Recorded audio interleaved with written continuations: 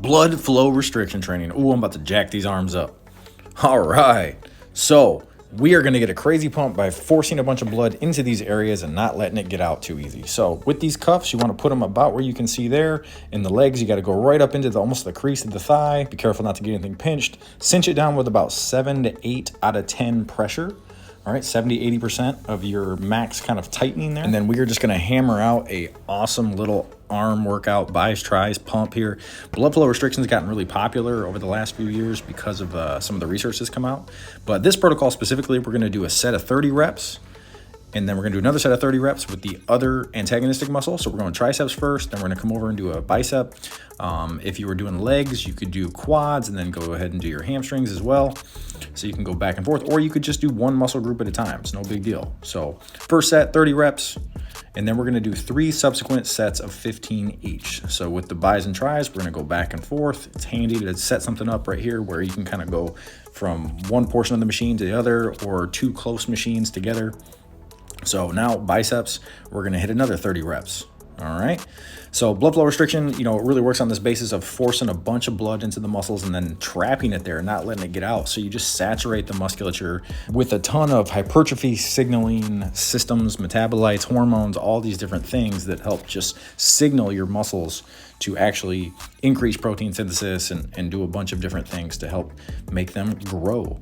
So the blood flow restriction specifically has gotten popular because it's quick, it's efficient, and you can really get a gnarly pump. And then by utilizing this biohack, I guess you could call it, people are actually seeing in some research that it's pretty dang effective, almost as effective as a certain amount of what we would consider kind of a full workout. So you could kind of just do this and get almost the same effect, probably not to the exact degree, but pretty dang close. So now we're on the second set. So you can see this is set 2B. So my second set of biceps here, we're doing 15 reps. So the protocol is to do 30 reps first on either muscle group, and then 3 sets of 15 back to back. Now, some people take a little rest. I like to minimize the rest and just bang through it. You get a gnarly pump and you get it done fast. So it's another just time efficiency kind of hack as well. So again, if we were doing legs, we could do the extensors and the flexors, the quads and the hamstrings.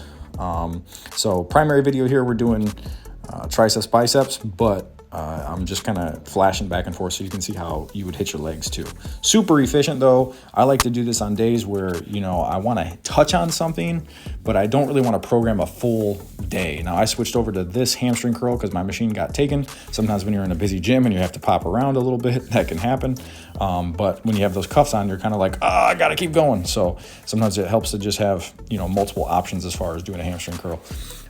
Or another exercise handy so you can just pop right into it in case your other machine gets stolen. So now we're on to the last set here, 4th set, 3rd set of 15. This is where it really starts burning. So usually you'll start burning on that first set, but you got to kind of fight through this, force that blood in there.